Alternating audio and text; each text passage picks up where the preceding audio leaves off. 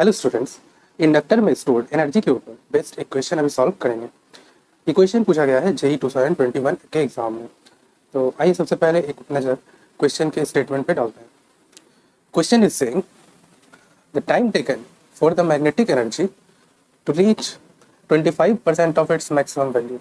आपसे पूछा जा रहा है कि मैग्नेटिक एनर्जी को अपने मैक्सिमम वैल्यू पहुंचने में, मैक्सिमम वैल्यू के 25% पहुंचने में कितना टाइम लगेगा।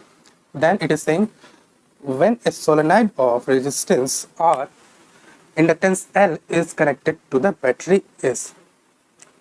जबकि एक सोलेनॉइड जिसका कि रेजिस्टेंस R है और जिसका इंडक्टेंस L है उसको कनेक्ट किया जाता है बैटरी से, तो ये चार ऑप्शन है कितना टाइम लगेगा, ये चार टाइम आपको दिया गया है। तो एक्चुअली यहाँ पर ये सोलेनॉइड जो होता है वो एक RL सर्किट होता है, उसमें रेजिस्टेंस भी होता है, इंडक्टेंस भी होता है। तो यहाँ पर this is the question of RL circuit. तो एक बार सर्किट ड्रॉ कर लेते हैं, RL circuit. Let us draw the circuit first. This is inductor and this is resistor. तो इसको जब आप कनेक्ट करेंगे बैटरी से तो करंट जो है कुछ देर के बाद एक मैक्सिमम वैल्यू पे चला जाएगा। ये इंडक्टर है और ये रेजिस्टर। करंट जो है 0 से इंक्रीज होगा और एक मैक्सिमम वैल्यू तक जाएगा। Let's denote the maximum value of the current here bye I max। इस मोमेंट पर जो एनर्जी स्टोर्ड होगा इंडक्टर में वो भी क्या होगा, मैक्सिमम होगा। तो मैक्सिमम एनर्जी कितना होगा इंडक्टर में stored, half L I max square. इतनी एनर्जी होगी। आपसे पूछा जा रहा है कि इसका 25%, तो 25% ये होगा। मान लीजिए किसी टाइम पर, कुछ टाइम पर ये 25% इतनी एनर्जी होती है और उस समय करंट जो होता है सर्किट में मान लीजिए कि फ्लो कर रहा है I। जब 25% एनर्जी हो जाता है मैक्सिमम के, इतने एनर्जी के बराबर, तो मान लीजिए कि उस समय करंट कितना फ्लो कर रहा था, मान लीजिए कि उस समय करंट I फ्लो कर रहा था व्हेन 25% वाला केस हो चुका था, मैक्सिमम वैल्यू तक जा चुका, मैक्सिमम वैल्यू के 25% तक एनर्जी जा चुका था।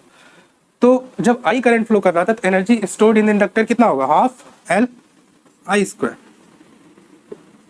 और this must be equal to the, इसके बराबर होना चाहिए।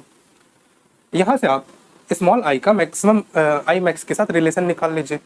तो ये हाफ एल और हाफ एल कैंसिल हो गया, ये 4। तो यहाँ से आई की वैल्यू मिल जाएगी आपको I max upon 2, under root कर लीजिए। तो ये रिलेशन मिल गया। अब हमें निकालना है कि टाइम निकालना है। तो हमें टाइम कितना निकालना है, टाइम जबकि करंट की वैल्यू क्या हो जाती है, पीक वैल्यू मैक्सिमम वैल्यू का हाफ हो जाता है, ये टाइम हमें निकालना है। तो क्यों ना हम करंट के लिए इक्वेशन लिख ले इस सर्किट में। करंट किस तरह से वेरी करता है LR सर्किट में, तो देखिए करंट कुछ इस तरह से वेरी करेगा LR सर्किट में। I equals to I max into 1 minus e to power minus t by tau. Tau की वैल्यू L बाय R रख दीजिए। देखिए ये इंक्रीजिंग नेचर का है, करंट यहाँ पर क्या हो रहा है, इंक्रीज हो रहा है, इसलिए इस तरह के से फॉर्म में आया है, 1 minus e to power minus t by tau के फॉर्म में आया है। तो यहाँ पर हमें क्या निकालना है कि जब करंट I मैक्स बाय 2 हो जाएगा तो रख दीजिए I मैक्स बाय 2 यहाँ पर, 2 equals to I max into 1 minus e to power minus R by L into t.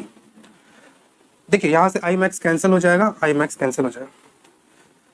अब बचा क्या, इधर हाफ है और यहाँ पर 1 है, तो 1 को इधर लेके आ जाइए। तो यहाँ पर बच जाएगा minus 1/2 equals to minus e to power minus R by L into t. अब माइनस माइनस को रिमूव कीजिए, दोनों साइड लॉग ले लीजिए, नेचुरल लॉग यहाँ से दोनों साइड ले लीजिए। तो इधर आ जाएगा ln 1/2, 1/2 को 2 टू पावर माइनस 1 लिख लीजिए और यहाँ आ जाएगा minus R by L into t. देखिए -1 को यहाँ पर लेके चले जाइए, मल्टीप्लिकेशन कोफिशिएंट बना दीजिए यहाँ पर, तो ये माइनस ln 2 हो जाएगा और ये माइनस माइनस इसके साथ क्या हो जाएगा, कैंसिल हो जाएगा। देन आपके पास बचा क्या, t की value, this gives you the value of t equals to L by R into ln 2। देखिए कौन सा ऑप्शन है ये चेक कर लीजिए, ln 2 जो है इसी में है, L बाय R ln